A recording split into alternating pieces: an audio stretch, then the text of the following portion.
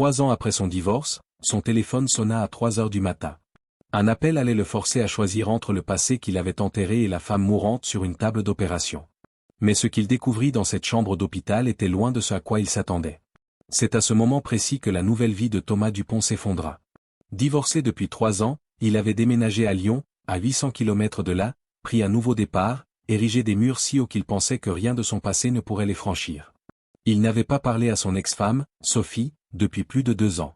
Leur dernière conversation, par l'intermédiaire d'avocats, avait été froide et formelle, pour le partage des restes de 10 ans de mariage. Il pensait ne plus jamais entendre son nom, mais à 3h17, son téléphone s'illumina dans l'obscurité. Numéro inconnu, indicatif régional de Paris. Tous ses instincts lui criaient « Ne réponds pas ».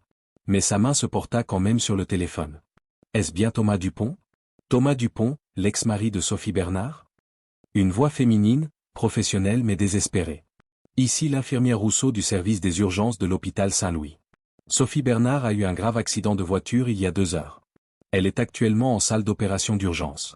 Elle se bat pour sa vie, et vous êtes peut-être le seul à pouvoir la sauver. La pièce sembla se figer. Sophie, la femme qu'il avait épousée entourée de fleurs sauvages. Celle dont il avait divorcé car leur bonheur s'était transformé en un cauchemar de disputes et de silence. Pourquoi m'appelez-vous? Nous sommes divorcés depuis 3 ans. Elle a perdu un rein dans l'accident. L'autre est défaillant. Elle a besoin d'une greffe dans les 12 heures, sinon elle mourra. Vous êtes de groupe sanguin O positif. Vous pourriez être compatible. Vous êtes peut-être son dernier espoir. J'ai besoin de savoir si vous êtes prêt à venir pour des tests d'urgence, car chaque minute compte. Thomas sentit sa gorge se dessécher. J'habite à Lyon. C'est à 6 heures d'ici. Il y a un TGV à 6 heures du matin, si cela vous convient. J'ai besoin de vous dans ce train. J'ai besoin de votre réponse immédiatement, car elle n'a plus une minute à perdre. L'infirmière raccrocha. Thomas resta assis, son téléphone à la main, comme une grenade. 3 ans de thérapie pour surmonter son divorce. 3 ans à se convaincre qu'il avait fait le bon choix. Et maintenant, cet appel lui demandait littéralement de donner une part de lui-même pour sauver la femme qu'il avait fui. Les souvenirs l'assaillaient. Sophie dansant dans leur cuisine à minuit. Sophie jetant une assiette lors de leur pire dispute, hurlant qu'il ne l'écoutait jamais. Le visage de Sophie lorsqu'il lui avait annoncé vouloir divorcer, un mélange de désespoir et de soulagement, car ils savaient tous deux que c'était fini. Sophie signant les papiers, les mains tremblantes, le mascara coulant, murmurant « Je croyais vraiment qu'on y arriverait. » Ils s'étaient tellement aimés que ça en était douloureux. Mais l'amour ne suffisait pas quand elle voulait des enfants tout de suite et lui privilégiait la stabilité financière. L'amour ne suffisait pas quand chaque conversation se transformait en dispute à propos d'argent, de projets d'avenir ou de son rythme de travail effréné. L'amour ne suffisait pas quand ils ont réalisé qu'ils étaient devenus ennemis, vivant sous le même toit, se blessant mutuellement avec des mots cruels.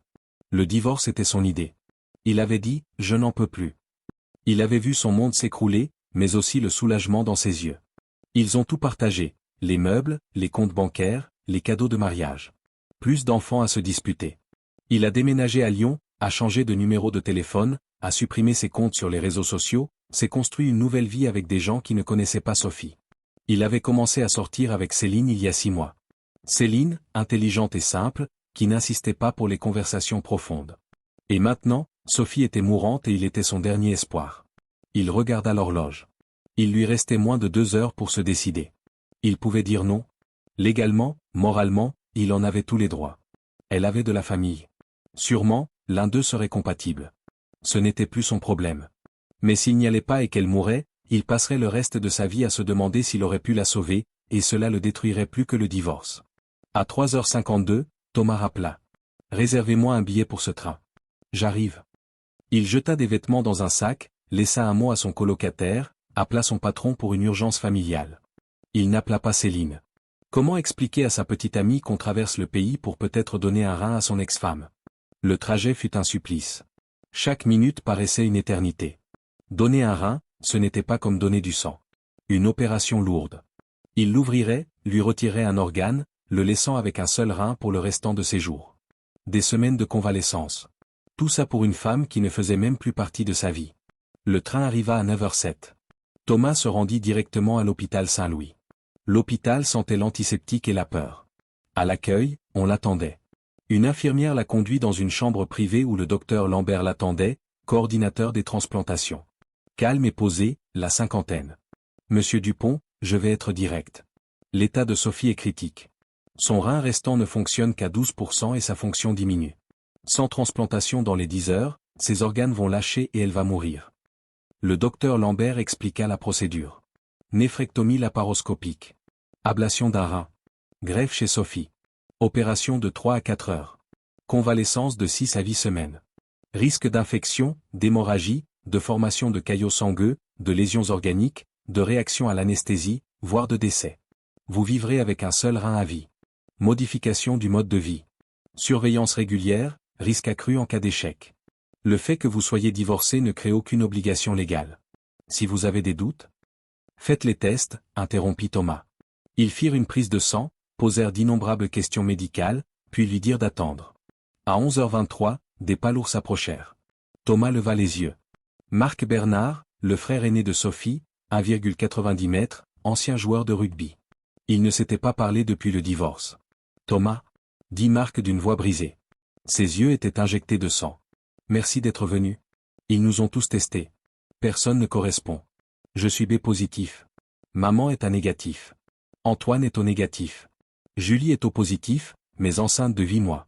C'est toi. Tu es littéralement la dernière chance. Comment va-t-elle? Puis-je la voir? Marc parut surpris. Elle est sous sédatif, inconsciente. Je sais. Puis-je quand même la voir? Marc le conduisit aux soins intensifs. Il s'arrêta devant une fenêtre.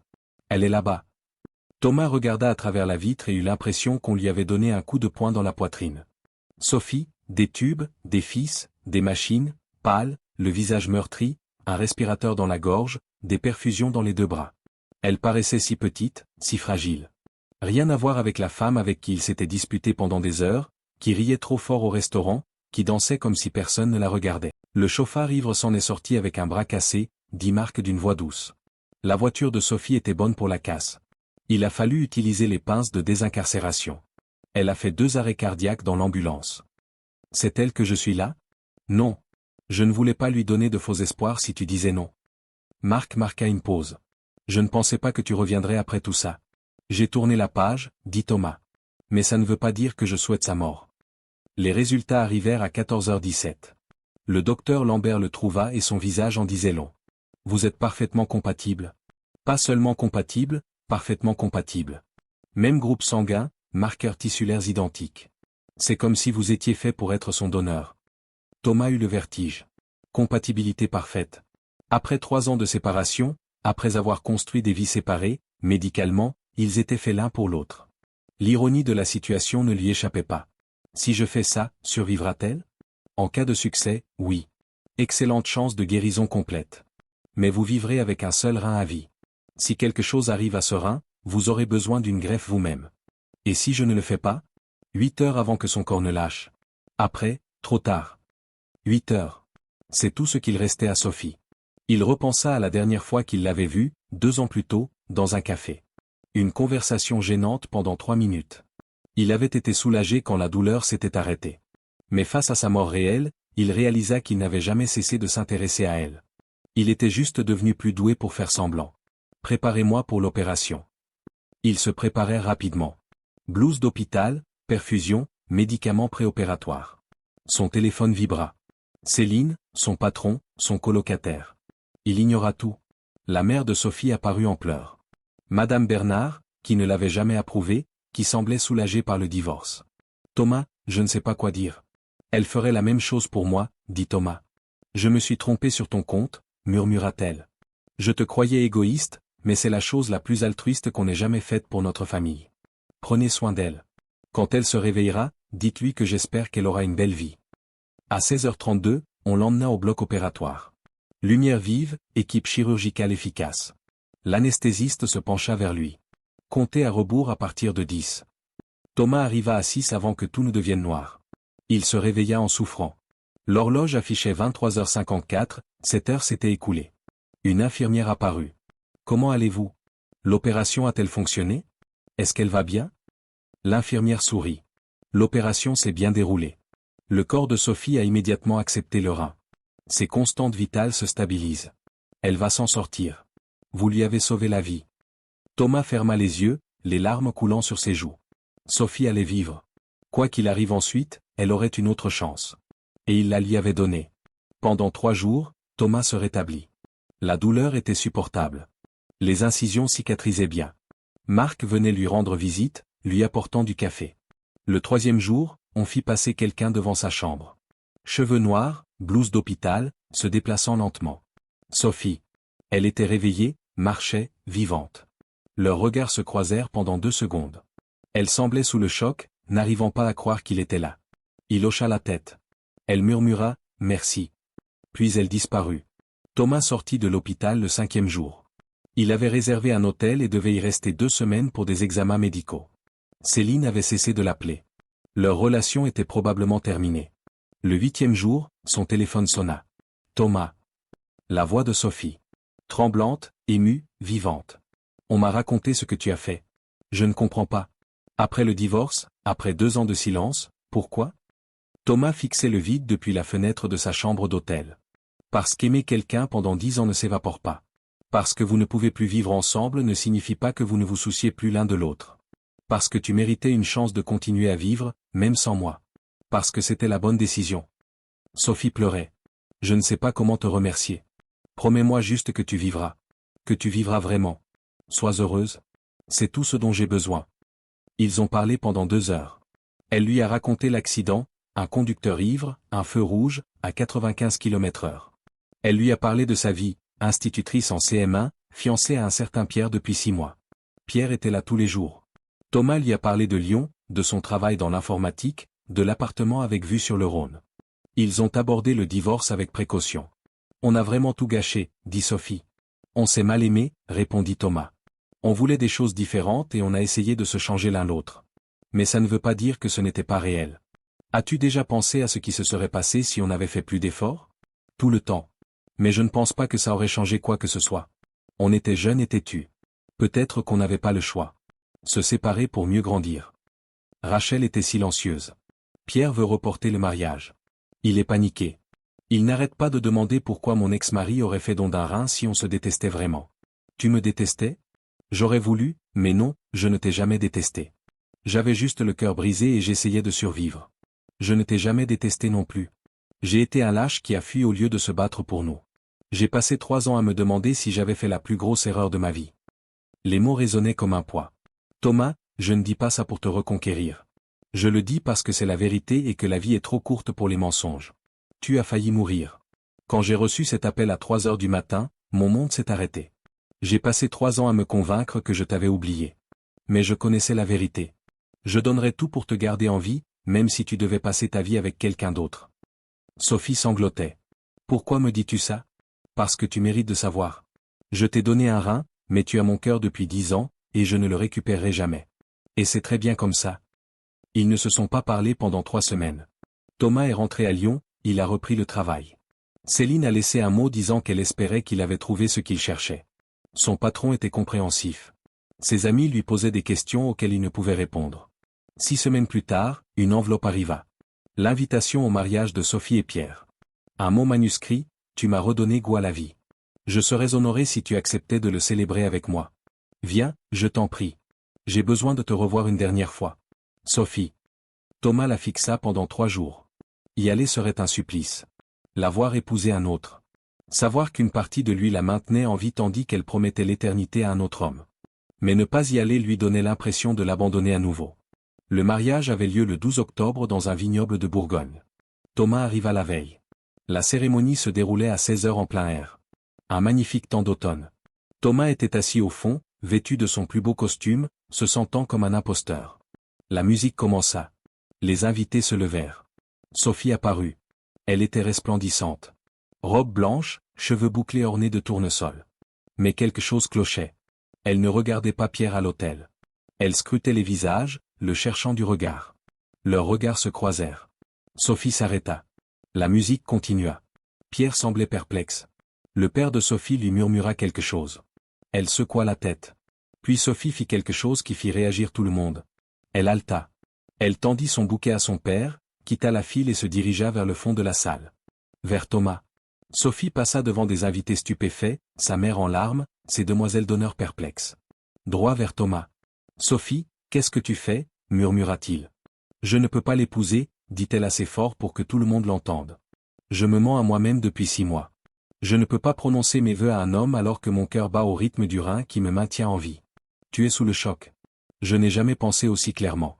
Quand on m'a annoncé ce que tu as fait, j'ai su que notre histoire n'était pas terminée. On n'a pas échoué par manque d'amour, mais parce qu'on s'aimait mal. On était comme des enfants qui jouaient à la famille. Pierre s'approcha, furieux. Sophie, mais qu'est-ce qui te prend? Je suis désolé, Pierre. Je pensais pouvoir passer à autre chose, mais je me servais de toi pour combler un vide que seule une personne pouvait occuper. Elle se tourna vers Thomas. Je ne sais pas si on peut arranger les choses. Mais je sais que je dois essayer, car se demander et si est pire que de risquer un nouvel échec. Sophie, tu vas te marier. Non, je vais faire un choix. Comme celui que tu as fait à 6 heures du matin pour sauver celle qui t'avait brisé le cœur. Tu as choisi l'amour plutôt que la raison. Maintenant, je te choisis. Je choisis la possibilité que les secondes chances existent. 200 personnes les regardent. Pierre est anéanti. Les parents de Sophie sont horrifiés. Les demoiselles d'honneur enregistrent la scène et Thomas se tient là, avec son ex-femme lui demandant une autre chance. Dis quelque chose, murmure Sophie. Dis-moi que je ne suis pas folle. Thomas la regarde. La femme dont il était tombé amoureux 12 ans plus tôt. Celle qui avait dansé dans leur cuisine. Celle qui avait jeté des assiettes et s'était excusée avec son plat préféré. Celle qui avait signé les papiers du divorce en larmes. Celle qui avait failli mourir. Celle qui était en vie grâce à lui. Tu es complètement folle, dit Thomas. C'est la chose la plus insensée que tu aies jamais faite. Sophie rit à travers ses larmes. C'est un oui? C'est un il faut qu'on parle ailleurs qu'à ton mariage. Il lui prend la main. Viens. Ils sortent sous le regard stupéfait des 200 personnes qui les observent. Sophie en robe de mariée, Thomas en costume, sur le parking, tous deux essoufflés. Je viens de quitter mon propre mariage, dit Sophie, hébétée. Était-ce la décision la plus stupide de ma vie? Thomas l'attira contre lui et l'embrassa. Pour la première fois en 3 ans.